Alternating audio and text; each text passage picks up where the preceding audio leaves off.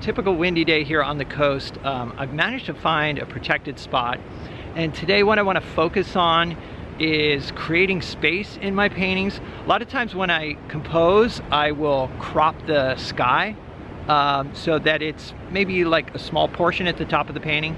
Today I want to do the opposite, where the land portion will just be, say, like the lower third, and then I'll have a lot of sky.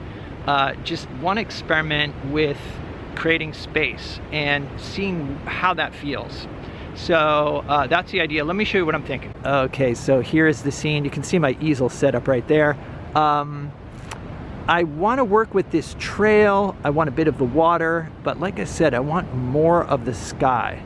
You know, so maybe something like this. I'm gonna have to move things around as usual, but this is the basic idea. And I've got an 18 by 24 inch canvas. It's a stretch canvas. I've got it turned so that it's not backlit. I did not bring cardboard or anything because I had to, you know, walk out here about a mile. So the less things to carry, the better. So here's the view from the easel. So again, I want to include the trail here, some of this bush, and then also a view of the ocean. Got my usual palette of colors, and then I'll be using Liquin Original, and then I also have a tube of Liquin Impasto in case I want to put some thicker passages down.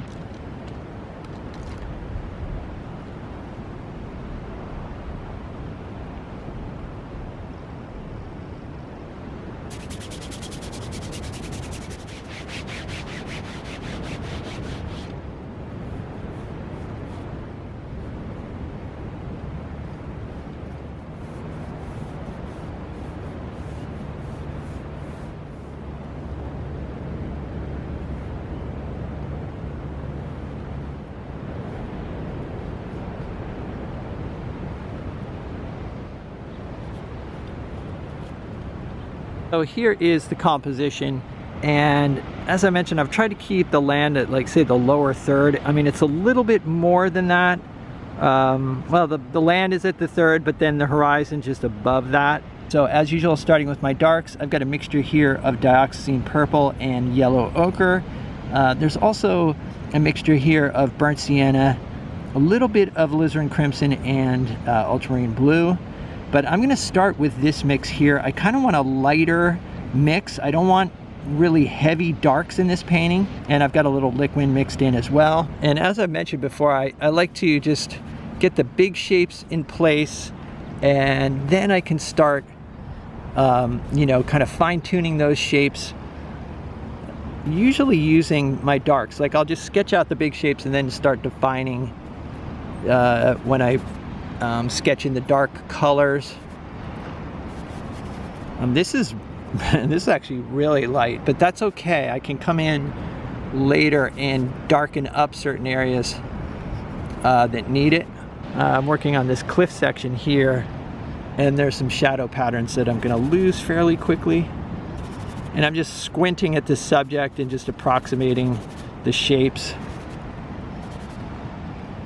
There are also some shadows cast by this sort of cypress tree here, so I want to get those established as well.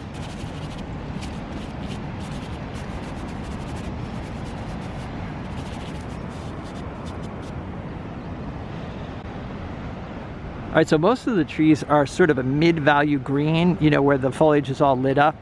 But there are these areas of dark in here. So for the dark portion of the trees, I'm going with a reddish green. So I mixed up a green using ultramarine blue and cadmium yellow medium, and then added some alizarin crimson to it. And at this point, just squinting and looking for the darkest portions of the trees.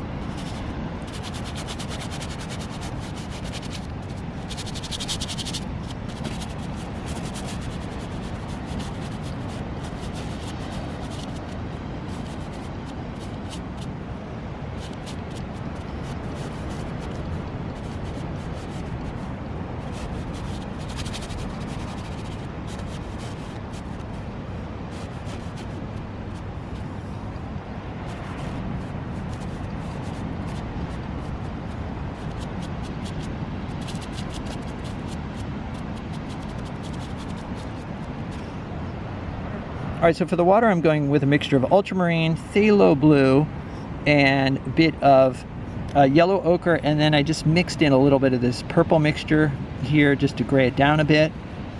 And I'm using liquid and odorless mineral spirits, keeping the paint thin at this point. The usual thing of covering the canvas to kind of just see how I feel about the big shapes.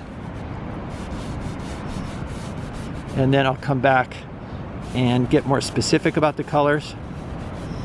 It's a lot easier with a canvas to come over with thicker paint, because if you keep the first layers of paint thin, they just soak right in, and then when you come over, it's pretty easy. There's a little bit more yellow to this area here, so I'm gonna add a little more yellow in there. And a little bit more of this, kind of gray it down a little.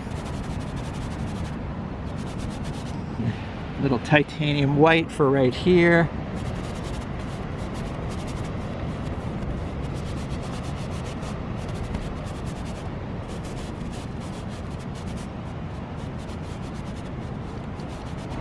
Okay, next I want to mix a color for the grass here, and you can see it's darker in value than the ocean, but obviously lighter in value than the darks. All right, so I'm starting with a mixture of ultramarine blue, cadmium yellow medium, and then now I'm mixing in some alizarin crimson. And I find alizarin crimson just works really well in green mixtures to warm up the mix. It's just like a really nice warm green. Okay, that's a little dark, so I'm going to add a little bit of yellow and white to it.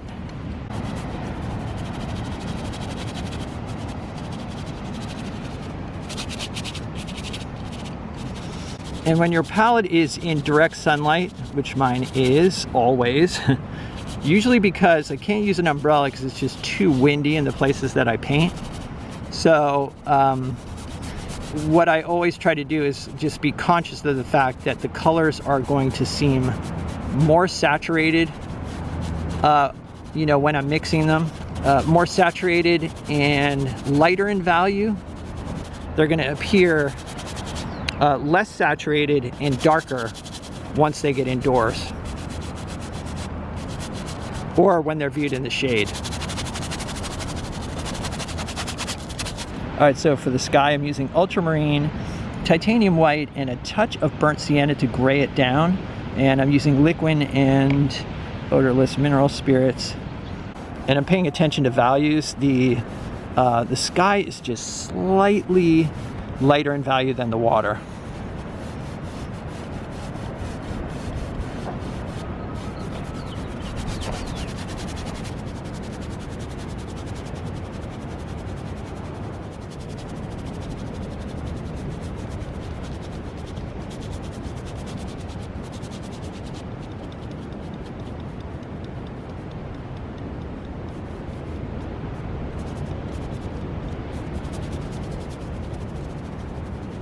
Okay, so now I'm going to mix up a color for some of the darker portions of the trail. As you can see, the trail is really light in value. I mean, it's just barely darker than the white water over here. All right, so I used yellow ochre, a touch of alizarin crimson, and some ultramarine blue. There's also some titanium white in there. And as usual, I'll probably have to fine tune this color as well.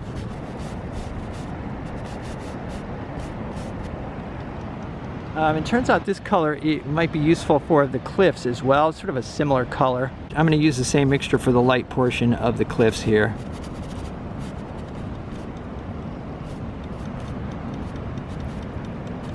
All right, so at this point the composition is more or less established. And I do like what I'm seeing here. I may have to play down this portion of the trail here or eliminate it completely. I'm not sure. I think I will have this a darker value and then this trail a lighter value so that it becomes more prominent. All right, so I've mixed up a green here for the lighter portion of the tree using ultramarine, cadmium yellow medium, and a bit of burnt sienna. And I'm using liquid impasto here, which is about the thickness of paint when you squeeze it right out of the tube. Loaded strokes here. No more scrubbing at this point. Just load the brush and then make a stroke. All right, so coming in with a thicker mixture for the water using titanium white, ultramarine blue, cadmium yellow medium, and liquid impasto. And I'm doing the same thing here, just applying thick strokes. And I'm paying attention to values. Like for example, the relationship between the tree value and the water. I'm constantly looking for the relationships. So as you can see, the tree and this shadow here is the darkest portion. And then the white water is the lightest. And so I'm comparing everything to the lightest and darkest. Continuing with the water, I'm mixing more yellow since it's a little greener when it gets closer to the shore.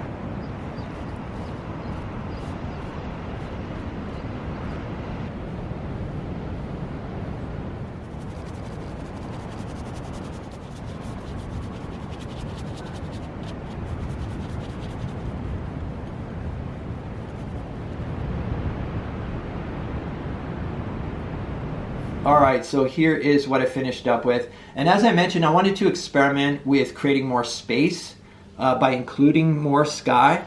Typically when I have a blue sky like this, a clear blue sky, I will, I'll sort of crop it, just thinking it's not particularly interesting. There's not a lot going on. In this particular case, there are a few little delicate clouds over to the right, and then there was more light in the sky to the left, but not a lot of interesting things going on.